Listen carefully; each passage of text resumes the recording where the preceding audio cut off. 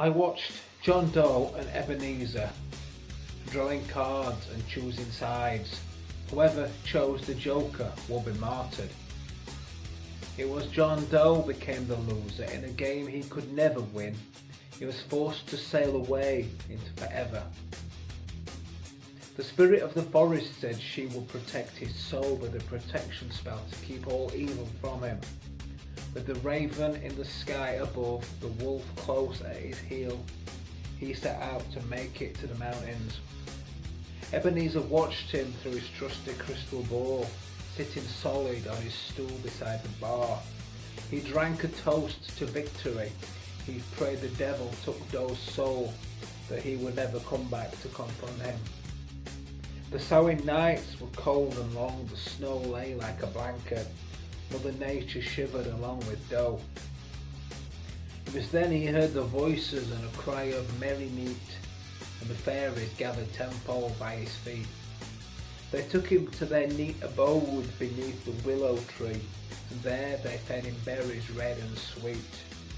He met the elf king and his queen. He hung on every word, hoping he would benefit from their wisdom. Then through the night he journeyed, forever heading to that pagan dawn. From a deep sleep he was woken. Ebenezer ruled his dreams. Doe heard him laughing at him deep within. He said he knew that Doe would falter, cause no mortal had the strength. He said that human beings were weak and all lacked courage.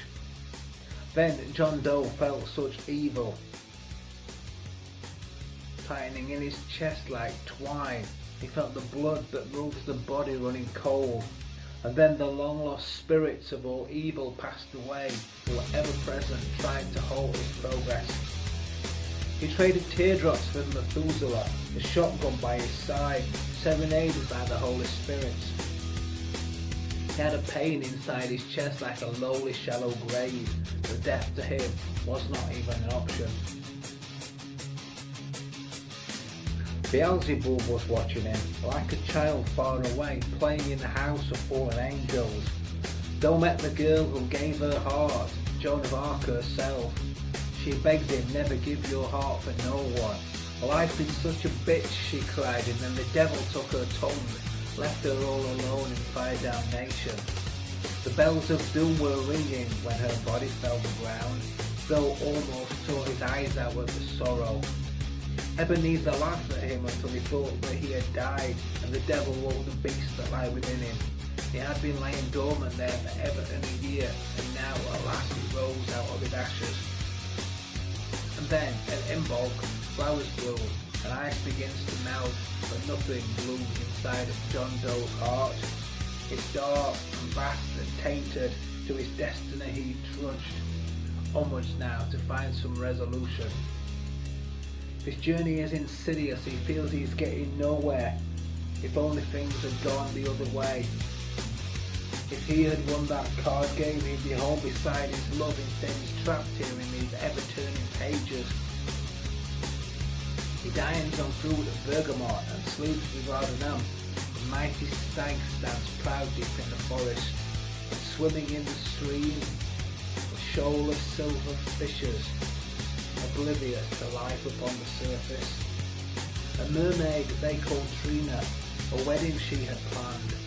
Doe watched her through the looking glass, a wall of falling sand. She came out to greet him and placed a four-leaf clover in his hand. The deck of cards lays idle now. The chairs are all uneven, no ale flows, no tales to be told. Though the prophets had foreseen it, spread the word, but people laughed. Still the people perished in their millions. In bondage at the hell mouth, all the mortal martyrs stand.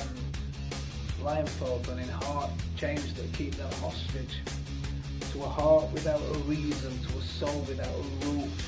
No destiny, no faith or moral standing. Through downward spirals John Doe plummets. He feels the fires burning as he sees his life flash before his eyes. And Ebenezer sniggers. Doe sees faces from his past. He knows now he has failed and he has faltered. I'm falling, falling, John Doe cries. His place in hell is waiting. Beelzebub has set a place for him. All his plans in ruins, down into the pits he goes. This mortal man has thrown his life away. Methuselah returned Doe's tears, for he had no use for them, for weeping he had spread across the land. Now all broken, brittle, barren, Mother Earth cries, why, oh why, as she feels the hurt of all her nations. And the devil looks upon the world, this hell that we created, out of greed and out of hate and out of malice, and he surveys in all his glory what a mighty hand he held, such a powerful demeanour did he carry. The mirror cracks, the faces that are blistered and burned from the fires of occultists taking orders, with the scars and scabs we've gained from life, so fragile and unsacred, the dying time is here now, believe it. Those Gothic towers crumble, doom-mongers rejoice, so many with their poison wagging tongues. Those still recalls in days gone by when sunlight shone upon us, bird song and the smell of many roses, in the garden of the children and the playground of the youth, is the child in the papoose John Doe pities. In the morgue cadavers many, lifeless, limbless corpses lie, and Doe, this simple man, does look around him, at this hell we call belonging, in this flaming, damning hole. He detests this martyrdom that's cast upon him. Beelzebub says, bow to me, but Doe would never do it. There is no way he would ever join him in his lair. He cried 17 teardrops as they laid him out to rest, his body filled with pain, his mind with sorrow. He crawls into the pits of hell, where slugs and snails consume him. They bury him with not even a prayer. And he finds it kind of fitting he will fertilise the earth, the very earth that had always sustained him. He's reached the end, the final page, the book is finally closed, and now he suffers hell's eternal fires.